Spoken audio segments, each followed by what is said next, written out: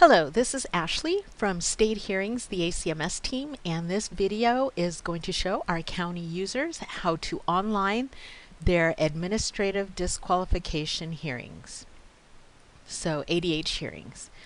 When you first sign on to ACMS, you should be seeing a screen very similar to this one. Let me make sure that I'm in the county user role, which is going to be the role that most of our ADH submitters will be in. And the first thing you're going to do is you're going to hover over the tracking inbox and go to appeal, new appeal. Now, if this is the first time you're seeing ACMS, I would recommend that you go through and see the beginners video for ACMS so that you can get an idea of how ACMS is set up and how it works before viewing this video. So once you're familiar with ACMS, this video will show you how to online those ADH cases. So again, you're going to hover over tracking inbox, hover over the word appeal, and then click on new appeal. This is going to bring up a brand new appeal screen that you're going to put all the information in. And the first thing that this screen does ask you is this an ADH case? So yes, this is. So we're going to click yes on that radio button, and it's going to update the fields that are needed for you to submit the ADH case. And then the next thing we need to do is find the respondent. So let's hit this blue search respondent button, and what that's going to do is bring up a pop-up box at the bottom of your screen, and it is going to have all the different respondents that we have in the system. So chances are that your respondent may or may not be in the system. So what you're going to do is look for the respondent by searching for their name. So I'm going to just make up a name. My respondent's name is Jenna Lewis. So there were no matching records found. So I am going to have to create a record for Jenna Lewis. Let's say you're looking for someone else like Michael Abbott. A-B-B-O-T-T, Michael. Now we do have Michael Abbott in the system. So if you do get a hit for your search, you're going to just check it out and make sure that this is the person you responded. So you're going to look at that date of birth and compare.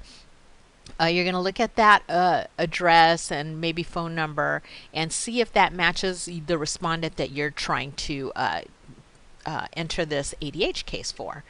If it's not, then you're going to go ahead and have to make a new claimant. So your respondent doesn't appear, you're going to create a new file for them. So my respondent's name is Jenna Lewis. So I'm going to fill out the appropriate information. And as you're filling this out, this is called the profile. For you, this is the respondent's profile.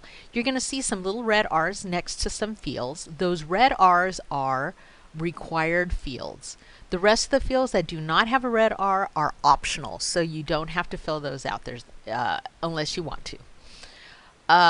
Let's see, date of birth is a required field, so let me put in a number here. And that is their date of birth. And the next required field is their language of preference. Now we have all the languages here, and we put the 16 or 17 threshold languages at the top of the list. So from Vietnamese on up is the main languages found in California. So let's just say you have a language that has several dialects. For example, Chinese.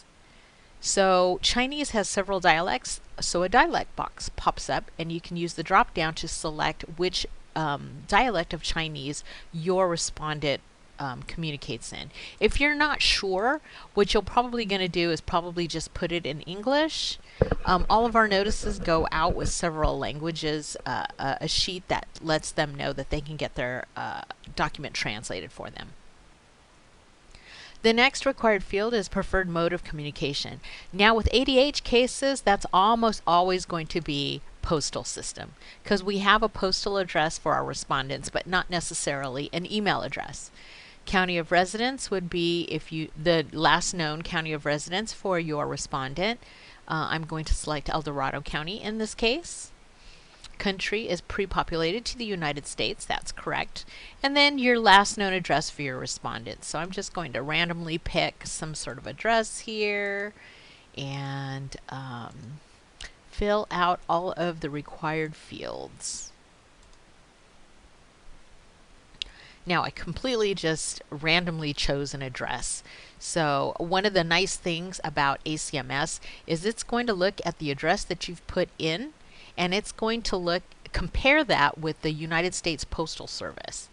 We'll see what that looks like when we go in to save this profile, and it'll show you. If you do have a primary contact phone number, that's great. Go ahead and enter it, even though it's not a required field. And then you can hit save. Now here is that pop-up box comparing the address with the Postal Service, and it's telling me that the address that I entered, let's see if I can bring it up on the screen here, that this 1253 West Avenue H15 in Carson, California, it doesn't exist. If it did exist, it would give you a preferred format for that address right above this yes box, and you would hit yes, go back and update. But since this is just an example for a tutorial for you, I made up that address, so I'm going to tell it to just keep the address. But most of the time you're going to say yes. All right, now that claimant profile for that respondent has been created, and her name was Jenna Lewis, so let's look for her. And there she is with all the information that I had put in. So you're going to select that. It turns blue when you click on any part of that line to select that person, and then you're going to hit select claimant, even though really you're selecting the respondent. And you can see what respondent was selected because it populates it right over that search respondent box. All right, for the type of hearing request, you do have two choices, verbal or written. For ADH cases, most of them are written, and written is pre-populated into that field. Your filing date is probably the date that you are entering this into this computer system. If you know whether a subpoena was granted or not, you're welcome to fill that out. If you don't know, then you can leave it blank. It is not a required field. There's no little red R. The requesting county is probably the county that you are representing as the person onlining this case. So I'm just going to say El Dorado. I'm an El Dorado County employee at this point. The program is ADH, of course. And then the subprogram, we'll use the drop down. It's either going to be a CalWorks or CalFresh ADH case, or maybe both, CalWorks and a CalFresh. So I'm going to select both so you can see what that looks like. And that opens up a whole lot of required fields. The first one is, what is the CalWorks disqualification period? So let's use the drop down. It's either the 6 months, 12 month, or permanent. I'll choose 6 months. CalFresh disqualification period, let's say permanent. CalWorks overpayment amount, let's say that's 1,000. CalFresh overissuance amount, I'm going to say 500. The ADH County Rep, that's probably going to be me as the person onlining this case. So I'm going to look for my name. What you'll get when you use this drop down is a list of all your county representatives. And then you're going to upload your county statement of position. So you're going to browse your computer, you're going to find your statement of position, and you're going to select that. And then the hearing modality we're going to put in person. I believe most ADH cases are in person. And then please leave the assigned calendar template blank because our state hearings folks will put it on a calendar for you. And then you can hit save. And that pretty much concludes the tutorial on how to upload a case, an ADH case, into ACMS. There is one thing that my ADH person has asked me to remind you of as someone who is uploading an ADH case, is to be sure to upload the allegations separate from, I'm looking up her statement right now so that I can see what she said. She said, please upload the allegation and the evidence as separate documents. So the county position statement is probably the allegation. So you're going to need to know how to upload the evidence. So to upload evidence, what you're going to do is just hover over this document tab. You can click on document or you can click on new document, either way. But let's click on the document. And then you can see up in the upper left hand corner this plus new button. Click on that. And you're going to get this blank document form. So what you're going to be doing is uploading your evidence. So that's probably going to do it. And then additional document, and then the document, the name of the document, ADH evidence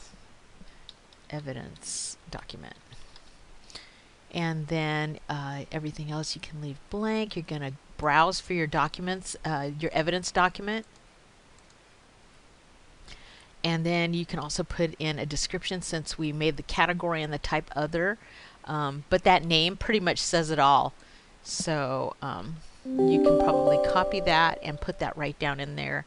Evidence document for the Lewis J case. And then hit save. Once you hit save, it's going to take you back to the listing for the documents, and you're going to see your allegation here, which is your statement of position. And then your additional document, which is the ADH evidence document, is uploaded as a separate document. Here is the acknowledgement letter that you can see that we acknowledge that we've received your allegation and your evidence. And you can take a look at that if you like. So you would just click on this paperclip portion, and that will show you what that letter looks like, your acknowledgement letters. So this is what's going to go out to the respondent. Okay, so that concludes my video tutorial on how to online into ACMS administrative disqualification hearing request.